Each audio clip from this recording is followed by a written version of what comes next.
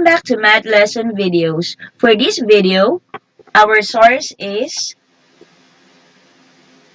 and for today's episode, we will discuss about special right triangles. Before we go to special right triangles, let us have a brief info about the unit circle. The unit circle is a circle with radius of 1. It is a great way to learn and talk about lengths and angles. The unit circle is important for our use of GeoGebra later on. We will be discussing two kinds of special right triangles today. The first one is the 30 degree, 60 degree, 90 degree right triangle, and the other one is the 45 degree, 45 degree, 90 degree right triangle.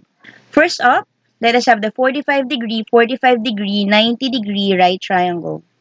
The 45, 45, 90 right triangle is an isosceles right triangle because the base angles are congruent. And if the base angles are congruent, the legs are also congruent. Let us get the values of the sides of a right triangle by Pythagorean theorem. Consider a 45, 45, 90 triangle with legs of length A and hypotenuse C. We have to prove that C is equal to the square root of 2A. First up, we have to draw a representation of our right triangle.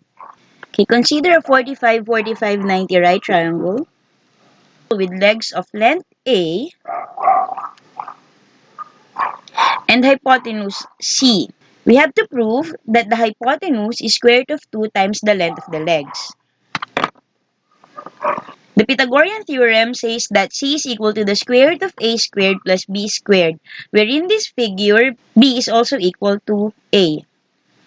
Substitute A to B in our formula. So A squared plus B will become A squared plus A squared. Therefore, C is equal to the sum of A squared and A squared, which is 2A squared. We can extract A squared because it is a perfect square, giving us A times the square root of 2, or C is equal to square root of 2 times A. Next, let us prove it using an application called GeoGebra to determine the lengths of our isosceles right triangle. First up, we have to draw a unit circle. First up, let us draw a unit circle. If you remember, a unit circle is a circle with a radius of 1. Now let us draw a 45 degree angle.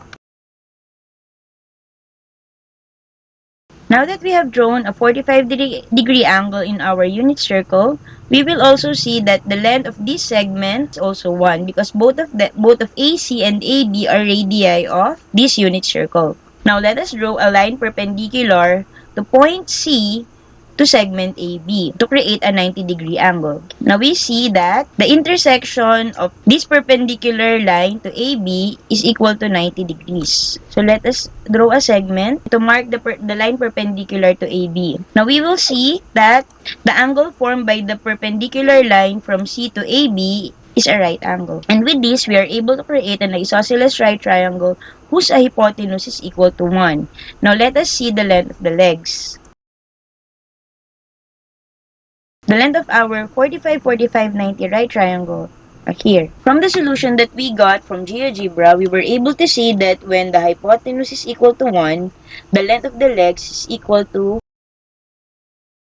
Now let us see using our calculator if it is true that A is equal to square root of 2 times C all over 2.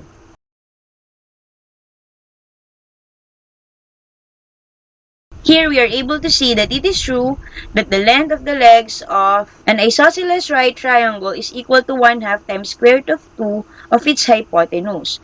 Now let us prove that the hypotenuse is equal to square root of 2 times the length of the legs. Let us multiply this with square root of 2. So from the two activities that we did, we are able to prove that in a 45, 45, 90 triangle, the hypotenuse is square root of 2 times as long as each leg, and each leg is square root of 2 divided by 2, or square root of 2 halves times as the hypotenuse. Now let us have some examples. First question, let triangle A be a 45, 45, 90 triangle where C is equal to 90 degrees. Number 1, find AB if AC is equal to 3. First, we have to draw our triangle. Triangle ABC is a 45, 45, 90 right triangle where angle C is 90. Find AB if AC is equal to 3. Okay, let X be the length of AB. Now, we know that triangle ABC is an isosceles right triangle. So, if AC is equal to 3, CB is also 3. From the theorem, we learned that the length of the hypotenuse of any isosceles right triangle is equal to square root of 2 times the length of the legs. In this example, the length of the legs is 3. Therefore, the length of the hypotenuse is square root of 2 times 3, or 3 times the square root of 2. If you want to get the exact value of the hypotenuse, we can just multiply square root of 2 times 3. Okay, so that gives us 3 square root of 2, or this value. Second question asks if the sum of AC and BC is equal to 8. The second example says that AC plus BC is equal to 8. And since this is an isosceles right triangle, that means that leg AC and leg BC or CB are congruent. Therefore, AC is equal to BC. We can say that AC plus AC is equal to 8, or 2AC is equal to 8. To get the length of AC, we just divide both sides by 2. So, AC is equal to 4. AC and BC are legs of our isosceles right triangle. We are looking for AB, which is the hypotenuse.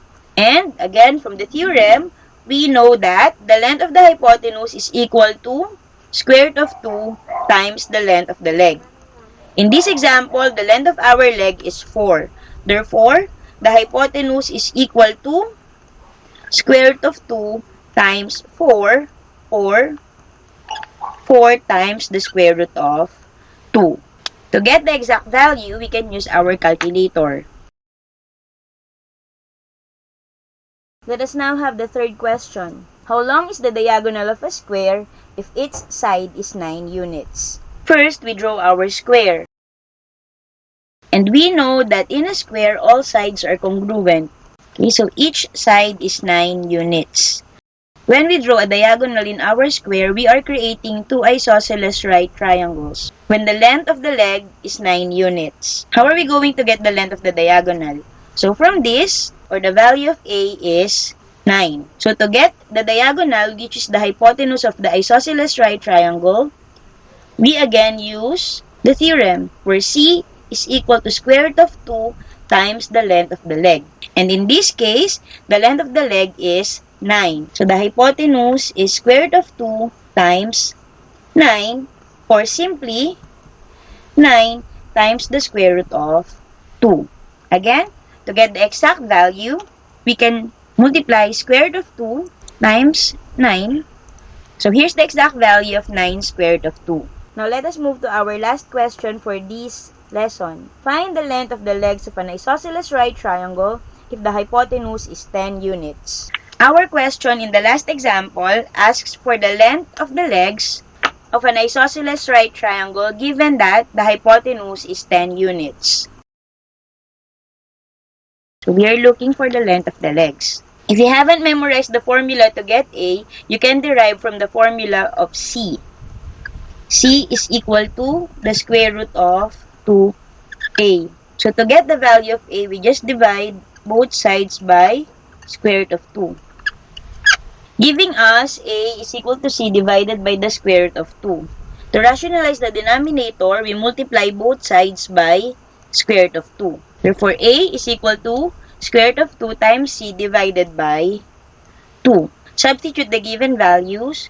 So we have A is equal to square root of 2 times C, which is 10, divided by 2. 10 is divisible by 2, giving us 5, then times square root of 2, which is 5 square root of 2. Okay, to check using our calculator, we can input square root of 2 times 10 divided by 2. So we have 5 square root of 2, and to get the exact value,